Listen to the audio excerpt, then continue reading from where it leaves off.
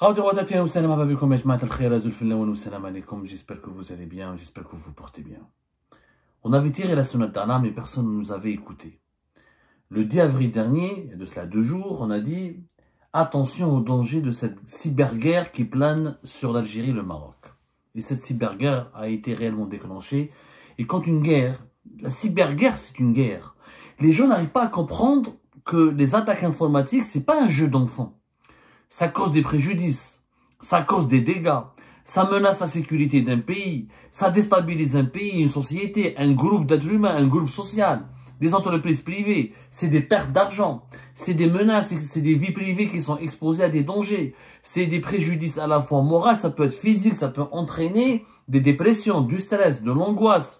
Quand il y a des pertes matérielles, quand on voit que sa vie privée a été violée, que ses identifiants, ses comptes bancaires, ses déclarations sociales, la cyberguerre est une véritable guerre, c'est de la violence, c'est du traumatisme, c'est de la haine, c'est vraiment de la tension, c'est de l'agressivité.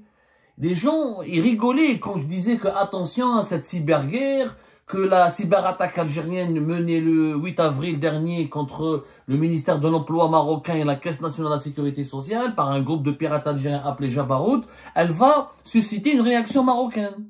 Et que si on continue à alimenter cette cyberguerre, attaque algérienne, réaction marocaine, attaque marocaine, réaction algérienne, s'il n'y a pas de voie de la sagesse qui émerge entre les deux pays, cette cyberguerre va aggraver la haine entre les deux pays, va les déstabiliser encore davantage, va menacer le fonctionnement de leurs infrastructures, parce que le numérique, les infrastructures numériques, aujourd'hui en 2025, sont aussi importantes que les infrastructures qui datent de l'ancien monde.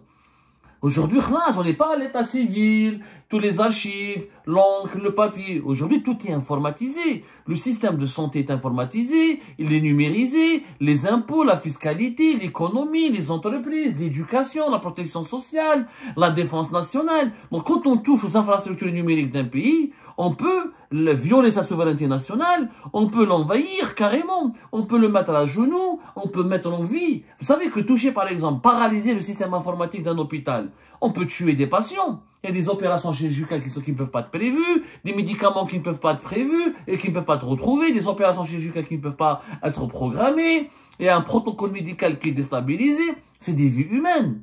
C'est la même chose, les entreprises, quand on révèle leurs transactions économiques, leurs données secrètes, ça peut servir à leur concurrence, et leur business plan tombe à l'eau, leur situation peut devenir catastrophique. Il y a un préjudice qui est énorme, qui est sérieux.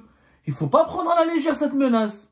Quand je parlais de ça, les gens rigolaient. Et ben voilà, aujourd'hui, la riposte marocaine à la cyberattaque du 8 avril, elle a eu lieu. Bon, la cyberattaque du 8 avril qui était lancée par les Algériens était elle-même une réponse à une attaque marocaine contre le compte Twitter sur X de l'APS. On est parti, ça a commencé de l'APS au début du mois d'avril. Après les pirates algériens ont révélé 54 000 fichiers de près de 500 entreprises marocaines, dont des salaires de certains hauts fonctionnaires importants du gouvernement marocain, comme le secrétaire particulier du roi du Maroc, Mohamed Mounir Medjidi, son salaire qualifié d'indécent, en tout cas son salaire très élevé. Maintenant, les Marocains contre-attaquent. Qu'est-ce qui s'est passé? Des hackers marocains ont affirmé avoir obtenu 34 gigaoctets de données sensibles du ministère algérien de l'industrie pharmaceutique. Ils ont publié sur des forums comment ils ont réussi à obtenir. Apparemment, c'est un forum spécialisé appelé Breach Forum, où il y a des pirates marocains, un groupe marocain appelé More H4X. Ils ont revendiqué une attaque contre le ministère de l'industrie pharmaceutique, le ministère de l'industrie algérien tout court. Et ils ont obtenu des fichiers sensibles qui concernent, des documents sur l'importation pharmaceutique de l'Algérie, des bases de données sur la gestion des documents, la gestion des stocks de médicaments en Algérie, des dossiers sensibles sur le contrôle des psychotropes, des dossiers sur comment la gestion économique, la gestion de la politique de santé dans les wilayas du pays, des informations sur les fonctionnaires du ministère de la Santé, les salaires, etc., et l'argent et les transactions financières de certains laboratoires privés. C'est quand même grave. C'est une atteinte à la sécurité nationale. Le médicament, c'est pas n'importe quoi. La gestion d'un médicament, sa répartition, ses stocks, son achat, sa distribution au niveau des hôpitaux, au niveau des régions, ça relève de la fonction souveraine d'un État. Ça peut susciter des frustrations. Les informations confidentielles sur les stocks de médicaments, ou sur les laboratoires privés en Algérie, ou sur les fonctionnaires du ministère de la Santé, ou du ministère de l'Industrie, de l'Industrie pharmaceutique. C'est quand même très sensible. C'est pas de la rigolade. Et ben voilà, il y a eu, les Marocains ont réagi parce ils ont été touchés, ils ont été ébranlés par la cyberattaque du 8 avril. Et ben ils ont lancé une attaque hier. Ça s'est passé plus exactement le 12 avril, aujourd'hui le 12 avril, que ça a été publié, ça a été assumé, aujourd'hui ça a été rendu public en tout cas le 12 avril, et on va assister malheureusement à un enchaînement d'attaques et de contre-attaques jusqu'à quand, personne ne le sait. En tout cas, une seule certitude, c'est qu'il y a aujourd'hui un climat de haine réciproque entre l'Algérie et le Maroc. Et ce climat de haine, ce n'est plus comme avant, c'était uniquement limité aux dirigeants, à la classe dirigeante, aux élites médiatiques. Aujourd'hui, il y a les hackers marocains ou les hackers algériens, c'est des jeunes geeks, etc. Ils sont pas forcément liés au régime, ils sont pas forcément payés par les services de renseignement. C'est des jeunes qui prennent l'initiative de façon isolée, de façon comme ça, de façon autonome, et par excès de chauvinisme, par excès de patriotisme, ils sont intoxiques parce que ils ont beau maîtriser les nouvelles technologies, ils ont beau avoir un savoir-faire technologique important, ils ont beau avoir un certain niveau d'expertise, ça ne fait pas d'eux des gens lucides. C'est pas parce que tu es un excellent pirate, un excellent hacker ou un excellent programmateur ou un excellent informaticien que tu es forcément conscient de certaines valeurs éthiques, des enjeux de la politique internationale ou de certaines valeurs de bon voisinage. L'éthique est une chose, la science en est une autre. Malheureusement, il y en a beaucoup qui ont un savoir-faire scientifique important mais qui n'ont pas d'éthique. Tel cas des gens qui sont hyper instruits, mais ils sont racistes, ils sont xénophobes, ils veulent rabaisser l'autre, ils sont trop nationalistes, ils sont trop dans le rejet de l'autre. En Algérie, il y a un proverbe, je préfère qu'il soit intelligent ou instruit. Des fois, on peut être instruit sans être intelligent. C'est malheureusement le cas de ces hackers qui s'entretuent, qui menacent la sécurité du pays voisin, qui suscitent des réactions hostiles de la part des pays voisins et qui entraînent les deux pays dans un cycle infernal de violence. C'est de la violence. Pirater des sites internet institutionnels, révéler des données sensibles de l'État, s'attaquer à la vie privée de ses fonctionnaires, c'est un acte de guerre. Alors, les chauvins en Algérie vont dire, oh, mais c'est pas grave, les Marocains vont juste pirater des médicaments. Nous, les pirates algériens, ils ont révélé le salaire du secrétaire particulier du roi. C'est rien, c'est quoi? C'est rien la gestion des médicaments, mais attention, ça peut aller très loin.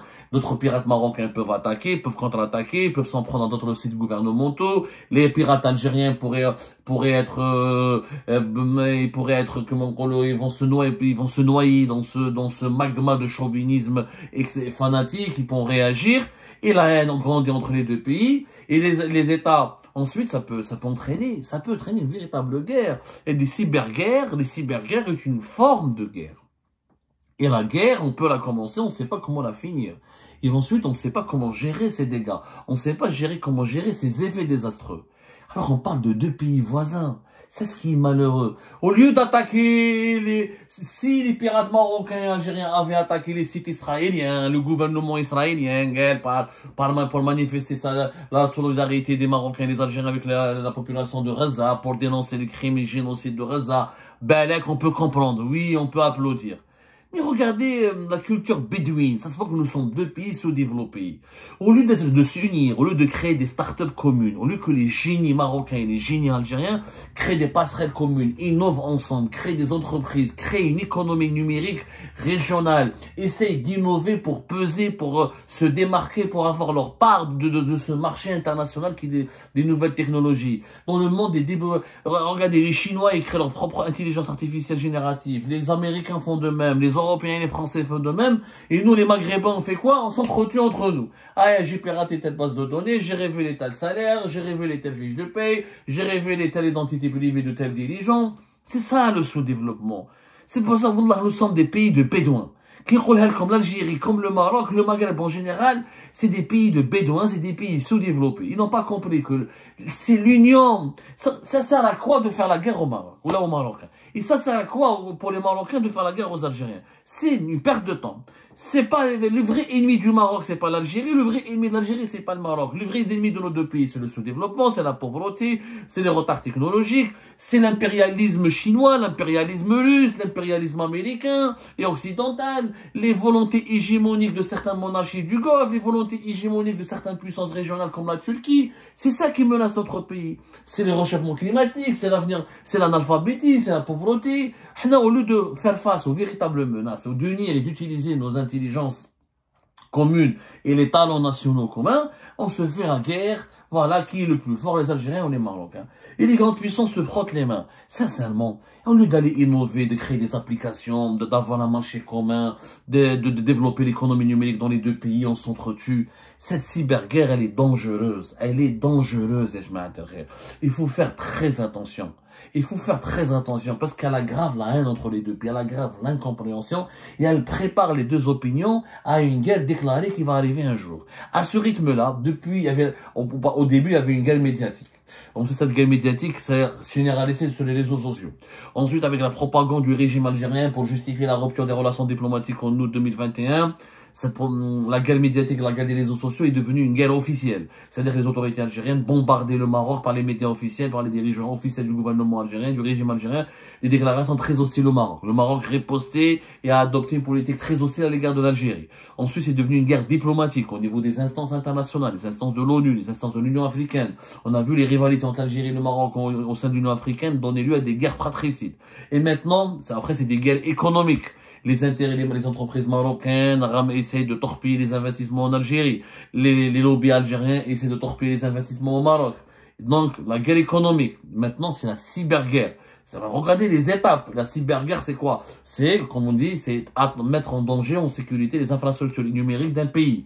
Tous ces épisodes, pendant tous ces épisodes, il y a la haine entre les deux pays qui s'aggrave. Alors qu'auparavant, la haine entre l'Algérie et le Maroc, elle était uniquement véhiculée par des minorités dans les deux pays. Aujourd'hui, un chauffe-fou, il faut visiter les deux pays pour le comprendre, il faut connaître les élites des deux pays pour le comprendre, il faut lire les médias des deux pays, il faut s'intéresser, il faut parler aux compatriotes marocains, aux compatriotes algériens pour le comprendre. Aujourd'hui, les populations commencent à se radicaliser. Il y a un fort sentiment anti-algérien qui se développe au Maroc, il y a un fort sentiment anti-marocain en Algérie. Maintenant, non seulement les frontières sont fermées, donc les populations ne peuvent pas se parler pour se découvrir et dire apprendre à se connaître pour mettre en échec à des tentatives de manipulation et de propagande. Les médias des deux pays ne sont pas indépendants et ils sont embrigadés dans cette guerre, dans ces guerres cybernétiques, économiques, et de lobbying, et diplomatiques et médiatiques. Et les élites sont totalement absentes. Les voix de la sagesse au Maroc sont absentes, comme les voix de la sagesse en Algérie sont absentes. Du coup, le fossé de la haine est en train de se creuser. Le réservoir de la haine entre les deux pays est en train de se creuser. Et demain, c'est quoi la dernière étape? Préparer les deux opinions publiques à une guerre. Donc demain les Algériens يقول لك يلا لا guerre شفنا احنا في les images de stade في stade de foot en Algérie يقول لك حلوا لنا les frontières, ouvrez les frontières, on va frapper les on va se bagarrer avec les Marocains et les sionistes. Du côté marocain, alors je vous les slogans anti-algériens, il y en a aussi, peut-être pas aussi médiatisés massivement parce que l'appareil médiatique en ce moment en Algérie est plus puissant que l'appareil médiatique du Maroc parce que le Maroc n'a pas autant de chaînes de télévision privées, n'a pas autant de groupes de médias qui sont mobilisés jour et nuit dans la propagande, mais il y a un sentiment anti-algérien qui est fort au Maroc.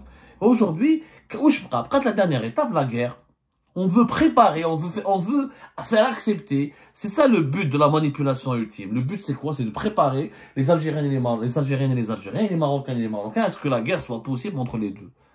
Et qu'on accepte le risque d'une guerre déclarée, une guerre physique, pas cybernétique. Là, après c'est l'enfer, là, le Maghreb.